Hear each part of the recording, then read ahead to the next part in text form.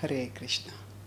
Question: is the institutionalization that is there in ISKCON not Vedic, and is it something that has been imported from Christianity with its institutionalized churches?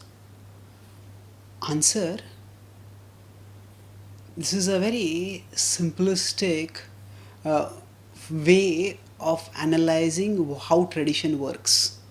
First of all, institutionalization is a necessary part uh, of every culture, and there was institutionalization within the Indian traditions long before the Britishers came to India. Shankaracharya had his acharayas, and Buddhists had their monasteries, and Buddhism was itself very well organized. The monasteries were very systematically organized, and in response to that, Shankaracharya also organized the Advaita is very systematically, and in response to that, even the Vedanta acharyas had organized things very systematically. In terms of the Vedanta acharyas, Vaishnava Vedanta acharyas, or the personalistic Vedantic acharyas, Ramanujacharya, Madhvacharya, they all organized things systematically. They also made succession plans, and the organization was very much a part of not just Buddhism or Advaitism or then Vedantic Vaishnavism, but even before that, if we see the kind of Brahminical culture that was there in India, yes, there was some amount of organization in that. There were hierarchies of priests, and when a particular sacrifice is performed, even the Rig Veda itself describes, there will be a priest for this, and there will be a priest for that, and there will be a priest for this, and there is quite a lot of organization described.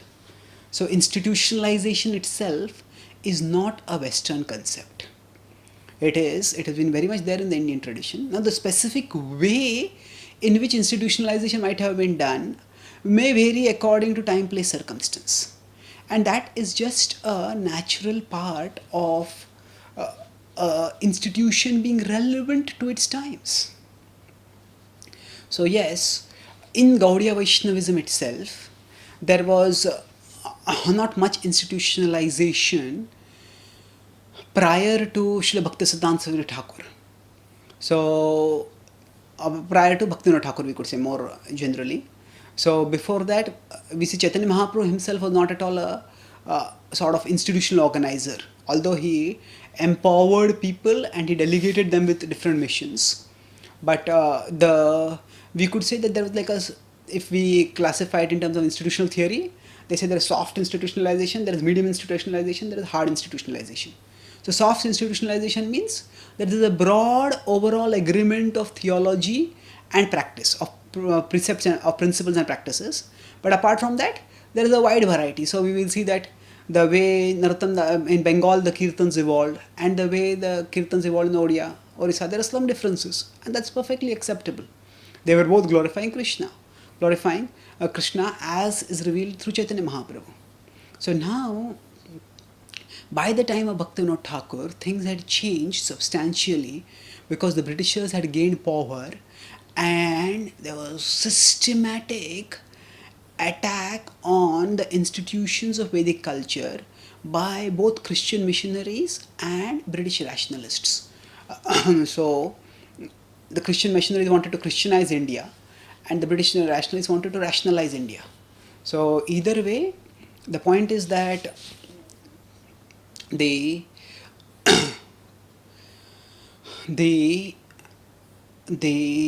Vedic culture was under severe attack, and when it was under severe attack like this, it was important to defend it. And just as if an army is attacking in a particular way, a counterattack has to also be in a way that will defend against the army attacking army. If the attacking army is attacking with arrows and the defending army fights with swords, a sword will just not reach you how the arrows are reaching, and the defending army will be destroyed. So now at that time when Christianity, when the British came to India, at that time they were quite organized, whether it was for commercial purposes or for conversion purposes. And therefore, within the broad Indian tradition, there was what was called as the Bengali Renaissance. And in that Bengali Renaissance, there's a lot of change that happened in Bengal and in India in general. And that was that how the tradition was understood, how the tradition was to be presented. The contemporary spiritual teachers at that time, they took the responsibility for presenting and representing the tradition in a way that would be intelligible and defensible and appealing to their contemporary audiences. So Bhaktivinoda Thakur, Bhaktisiddhanta Swami Thakur and Srila Prabhupada were present in those formative years of what has become modern Hinduism now. So now, yes, Bhaktivinoda Thakur did envision a structure of Namahatta, and that was for the systematic propagation of the holy names. And Bhaktivinoda Thakur's structure was much, although it was conceptually very, very deep, but in terms of implementation, Bhaktivinoda Thakur was a grahastha with a lot of responsibilities, legal as well as familial. So it was a very loose institutional structure. But Bhaktisiddhanta Thakur was the first person who built a Gaudiya Math, and he created an institutional framework which did phenomenal outreach.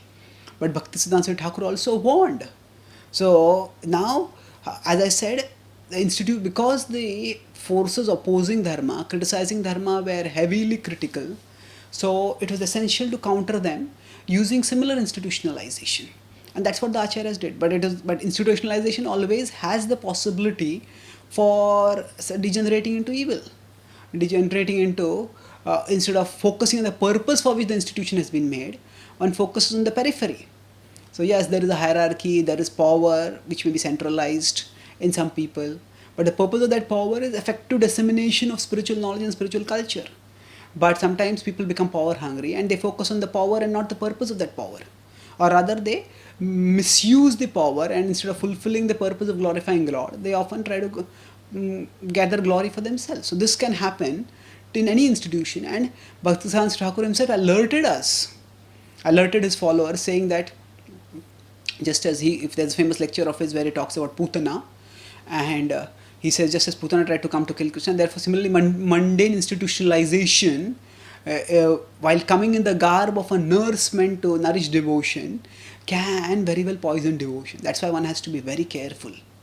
And Srila Prabhupada, he himself built an institution, and he himself quite strongly identified with the institution. He said, ISKCON is my body. But then he also taught us that that we are not our bodies. That means that ISKCON is his body means there are two things. When we are existing in this world, we cannot live without a body. But while we need a body to function in the world, still we are not the body. We have to remember that also. Similarly, while we are practicing Krishna Bhakti, without the institutional structure of ISKCON, the worldwide propagation of Bhakti that has happened would not have happened. But the very fact that it has happened indicates that there is a special amount of bhakti involved, that this is a special structure that enabled the dissemination of bhakti. But just as some people, the body is there so that we can do our bhakti and we can do our service. But sometimes that the body itself, we can become so bodily conscious that we start serving the body instead of serving with the body. So similarly, it can happen that instead of using the institution to share wisdom, we can just focus on the institution and focus on trying to use the institution to glorify oneself, and it may become a battle for ego and prestige and position. And unfortunately, this has happened in the movement. But the way to deal with that is by purifying our purpose. It is not by rejecting the form of the institution. Without the form, it will be very difficult for us individually to maintain our bhakti, because ultimately, what is an institution? Institution is essentially a group of like-minded people coming together and creating the infrastructure and the facilities for pursuing their joint interests. So if we consider that all of our individual bhakti is like a trickle of water coming down from the mountain towards the ocean of Krishna, just as Kunti Maharani says, let my consciousness flow towards you, O Krishna. So our individual bhakti is like a trickle which is moving towards Krishna. But this trickle And if it has to move all the way from mountain towards the ocean, it may just get evaporated or trapped or lost along the way. But if many trickling droplets of water or rivulets of water, they come together and they form a river, then that river can move forcefully through various obstacles towards the ocean. So essentially an institution is just like that. There are different people with some spiritual urges who come together, and the combined energy of their spiritual urges becomes forceful, and they all inspire each other to move towards Krishna. So if we forget the purpose why we have come, purpose that should be motivating and moving us in our life, that is going towards Krishna, and we think that, oh, I have to practice, oh, I have to gain position, I have to gain power, I have to become a counselor, I have to become a preacher, I have to become a temple president, I have to become this, I have to become that. If we become power conscious and position conscious like that, then we will not be Krishna conscious. This is the danger that is there. But the way to deal with the danger is by purification of intent, not by rejection of form. If we reject the form, then we will not be able to have the benefit that the form, the structure provides in terms of giving us a systematic avenue for channelizing our devotional aspirations. So those aspirations, so even within an institution, rather than focusing on the structure of the structure or the form of the institution, we focus on the purpose of the institution. And if we focus on that we are meant to love and serve Krishna, and we have come together in the association of devotees to glorify Krishna, then we can move onwards steadily in our spiritual life. And a sangha of devotees will inspire us, will help us to move onwards.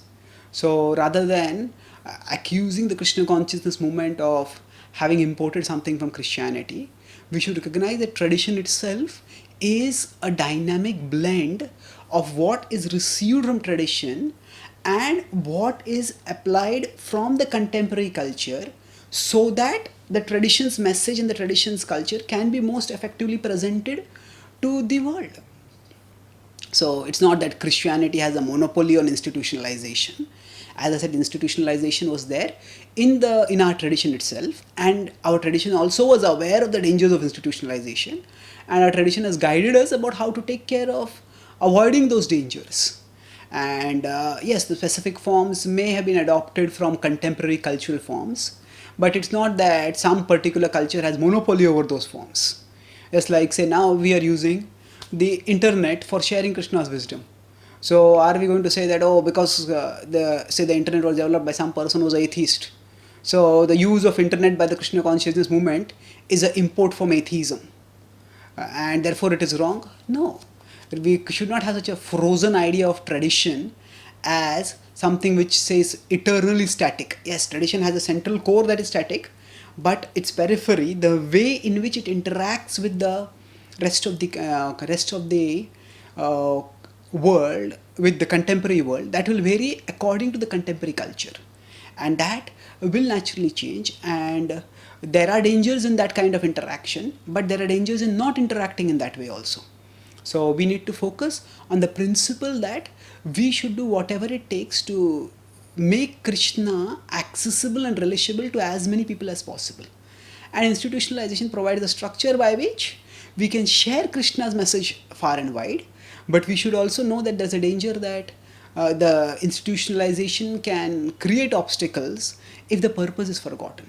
So if there is systematic sadhana, if there is systematic study of Shastra, then we remember the purpose, and by remembering that purpose, we can stay purposefully moving towards Krishna. Thank you. Hare Krishna.